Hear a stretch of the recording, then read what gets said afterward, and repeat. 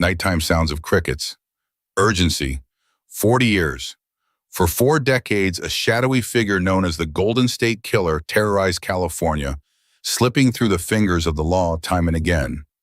He was a phantom, a whisper in the night, leaving behind a trail of fear and devastation. But in April 2018, a seemingly innocuous click on a genealogy website set off a cascade of events that would unmask this elusive predator. Investigators, armed with a speck of DNA, ventured into the digital realm, uploading genetic data into GED Match, a public platform designed to connect family trees. What they found was unexpected, a web of distant relatives stretching across the United States. This digital family tree, a tool of connection for many, became the key to unraveling the identity of a man who had evaded justice for so long. The breakthrough came when a match was found, a link far removed from the killer himself, but a link nonetheless. It was like finding a single thread in an expansive tapestry, one that could lead detectives through the labyrinthine history of family connections. Days turned into weeks as investigators painstakingly combed through the branches of this newfound family tree, tracing lineage, sifting through old records, and constructing familial links. Each step closer to the truth was fraught with tension and anticipation. By the end of this investigation, you'll understand how the novel application of forensic genealogy brought a name to the faceless ghost, Joseph James DeAngelo. But how did the details of family history hidden in plain sight unlock the decades-old enigma of the Golden State Killer's identity? What breakthroughs in science and dogged police work finally brought him to justice? Somber. April 24, 2018 would become a pivotal date in the annals of criminal justice. On this day, a seismic shift occurred in the way law enforcement could apprehend elusive criminals. This is the story of how an innovative blend of DNA technology and genealogy research led to the capture of one of the most notorious serial offenders in American history, the Golden State Killer. His reign of terror from 1974 to 1986 left communities across California in the grip of fear, his identity shrouded in mystery for over 3 decades. Yet this narrative isn't about the gruesome horrors he inflicted. Instead, it's about the pioneering method that finally unmasked him, a method that has since revolutionized crime solving. Enter investigator Paul Holes and genealogist Barbara Rae-Venter, 2 key figures who harnessed the power of genetic genealogy to crack the case.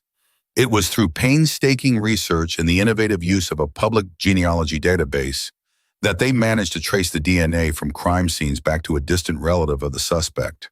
This groundbreaking approach opened up a new frontier in criminal investigations, demonstrating the powerful potential of combining traditional detective work with cutting-edge technology. In this video, we delve into how this revolutionary technique was developed, what it entailed, and how it ultimately led to the arrest of Joseph James DeAngelo. By the end, you'll understand how this landmark case has forever altered the landscape of law enforcement, providing a blueprint for future investigations. How did an ordinary family tree website become the key to solving a mystery that had stumped detectives for decades? Join us as we unravel this unprecedented tale of justice achieved through innovation. Somber. It was a reign of terror that cast a long shadow over the state of California, stretching from the quiet suburbs of Sacramento to the coastal communities of Santa Barbara. In the dead of night between 1976 and 1986, an unknown assailant prowled, leaving fear and devastation in his wake.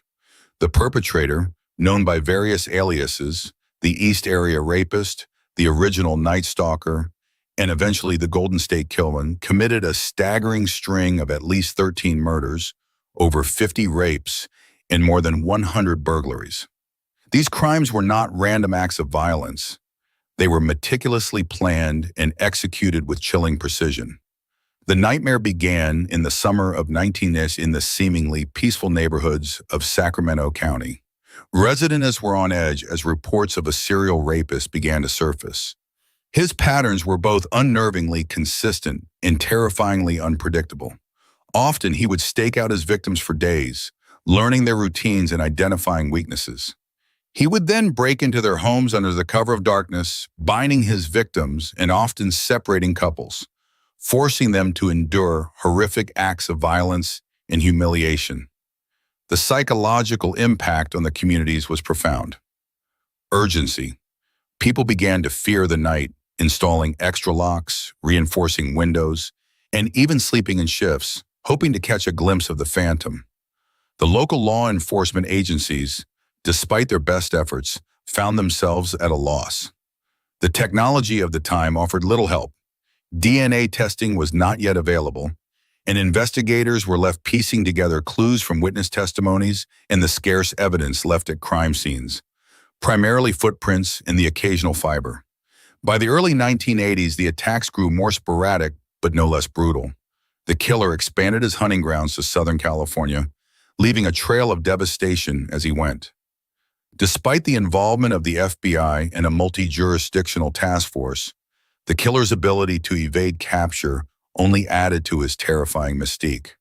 The case went cold in 1986, leaving the families of victims and survivors haunted by questions that seemed destined to remain unanswered. However, the 1990s brought a glimmer of hope as DNA technology evolved. Investigators revisited old evidence, and in a groundbreaking development, they managed to link several crimes conclusively to one man. Yet this triumph was bittersweet. The DNA provided no name, only an unidentified profile in a national database that yielded no matches. The case seemed to hit another dead end. Enter Paul Holes, a tenacious cold case investigator from Contra Costa County, whose determination to solve the case never wavered. Fascinated by the eerie enigma of the Golden State Killer, Holes had dedicated countless hours from as early as the 1990s, scrutinizing old files and reanalyzing evidence. He was convinced that the breakthrough lay not in the traditional investigative methods, but in the burgeoning field of forensic genealogy, a novel approach that used DNA to construct family trees and identify potential relatives of unknown suspects. Holes sought to leverage this new science to identify the elusive criminal. His persistence led him to collaborate with genetic genealogist Barbara Rae-Venter. Together, they embarked on a revolutionary path, using public genealogy databases to trace familial connections that might lead to the killer's identity. This unconventional method was a gamble, given the legal and ethical complexities surrounding privacy issues and the use of genetic data. Yet the potential payoff was too significant to ignore. As they began to unravel the intricate web of relations, a picture started to emerge, one that could potentially point them to the man who had eluded justice for over 4 decades. Would this innovative approach finally bring the Golden State Killer into the light of day, revealing the true face behind the mask of terror? The stakes had never been higher, and the clock was ticking.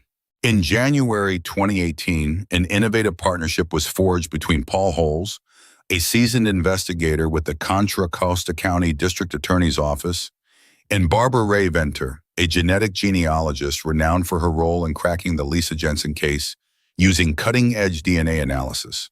Their mission: to unmask the elusive Golden State Killer, a specter who had terrorized California from 1974 to 1986 with a series of heinous crimes.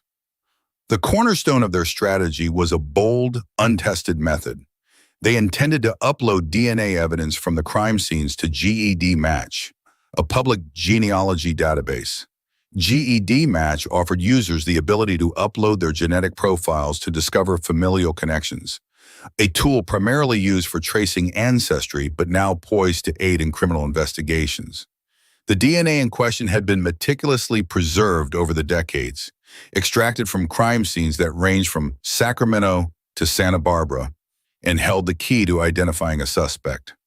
Holes and Rae-Venter knew the endeavor was fraught with challenges. GED Match was not a traditional law enforcement database like CODIS, where direct matches to known offenders could be sought. Instead, it required a more nuanced approach, identifying distant relatives and constructing family trees. This uncharted territory of genetic sleuthing was a calculated risk, but one they believed worth taking. The breakthrough came faster than anticipated. Within weeks of uploading the DNA, Rae-Venter and her team identified a list of distant relatives to the suspect. This was a seismic shift in the investigation. With these genetic breadcrumbs, they embarked on the laborious process of genealogical mapping, tracing lineage several generations back and cross-referencing myriad public records. Every potential match opened a new avenue of inquiry, a new potential lead. The task was monumental. It involved sifting through birth records, marriage licenses, obituaries, and public documents to piece together an intricate web of familial connections. This exhaustive process was akin to piecing together a complex puzzle without a clear picture of the final image. But as more pieces fell into place, the image began to clarify. By late April 2018, their meticulous work had led them to Joseph James DeAngelo. Born on November 8, 1945, DeAngelo was a former police officer in Auburn, California, who had been dismissed in 1979 for shoplifting dog repellent and a hammer. His age, geographic location during the years of the attacks, and his known criminal tactics all aligned with what investigators knew about the Golden State Killer. Yet, despite these circumstantial connections, definitive proof was still required. Law enforcement, aware of the stakes, shadowed DeAngelo, monitoring his movements and waiting for an opportunity to collect a viable DNA sample without his knowledge. The surveillance operation was delicate, requiring patience and precision. Eventually, they succeeded in obtaining a sample from a discarded tissue DeAngelo had thrown away at a local convenience store. The analysis of the sample was conducted with urgency. When the results came back, the match was irrefutable. The DNA from the discarded tissue was a perfect match to the DNA from the crime scenes. This confirmation was the final piece of evidence needed to arrest DeAngelo. On April 24, 2018, authorities arrested Joseph James DeAngelo at his home in Citrus Heights, California, a quiet suburb of Sacramento. His capture ended a decades-long manhunt and brought a measure of closure to the families of his many victims. Yet, questions lingered. How had DeAngelo eluded capture for so long? And what drove him to commit such horrific acts under the guise of an ordinary suburban life? April 24, 2018, marked a seismic shift in the landscape of American criminal justice. At precisely 2:30 p.m., Joseph James DeAngelo, a man who had eluded capture for over 4 decades, was arrested at his suburban home on Canyon Oak Drive in Citrus Heights, a quiet neighborhood in Sacramento, California. The arrest was the result of a meticulously orchestrated operation by the Sacramento County Sheriff's Department, working alongside the FBI and state law enforcement agencies. This day was not just the culmination of years of investigative toil, it was the dawn of a new era in forensic science, where genetic genealogy cracked open a case once thought unsolvable. DeAngelo, a 72-year-old former police officer and Vietnam War veteran, had been living under the radar for years, blending seamlessly into his community. Neighbors described him as a recluse, a man who kept to himself, often seen tinkering in his garage or tending to his garden. None could have imagined the horrors he had perpetrated, nor the double life he had led. His arrest shocked the nation, reverberating through the very communities that had lived in fear during his reign of terror from 1974 to 1986. The Golden State Killer, also known as the East Area Rapist, was responsible for at least 13 murders, over 50 rapes, and more than 120 burglaries across California. The sheer brutality and cunning of his crimes left an indelible scar on the victims and their families. For decades, investigators had chased one lead after another, frustrated by the killer's ability to vanish without a trace after each attack. The breakthrough in the case came not from a fresh tip or an eyewitness account, but from a relatively new investigative technique, genetic genealogy. In an innovative move, detectives uploaded DNA from one of the crime scenes to GED Match, a public genealogy website. This platform allows users to find relatives through DNA matches, and it was here that they found a distant relative of DeAngelo. By constructing a comprehensive family tree, investigators narrowed down their suspect pool eventually zeroing in on D'Angelo. On the day of his arrest, as law enforcement officers surrounded his home, D'Angelo appeared bewildered, his ordinary life crumbling around him. The evidence against him was not just substantial, it was irrefutable. DNA, the silent witness to his crimes, had finally spoken. The arrest brought a bittersweet sense of relief to the communities he had terrorized and a long-awaited closure to the victims and their families, who had lived with the knowledge that their attacker was still at large. In the courtroom, D'Angelo faced an exhaustive list of charges, including 13 counts of murder, alongside numerous charges related to his spree of rapes and burglaries.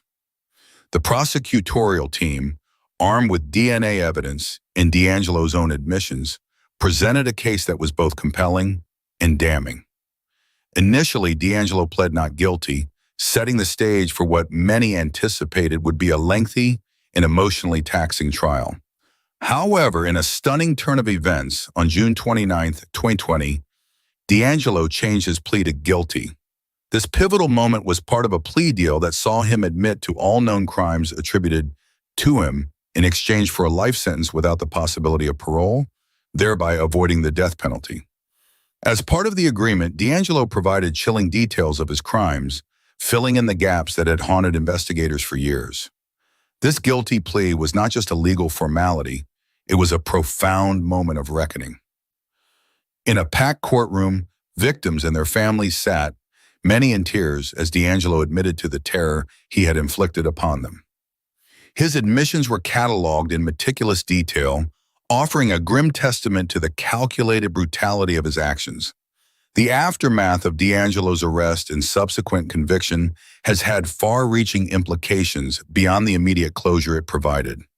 It has sparked a broader conversation about privacy and the ethical use of genetic data as agencies weigh the benefits of solving cold cases against the potential for privacy infringement.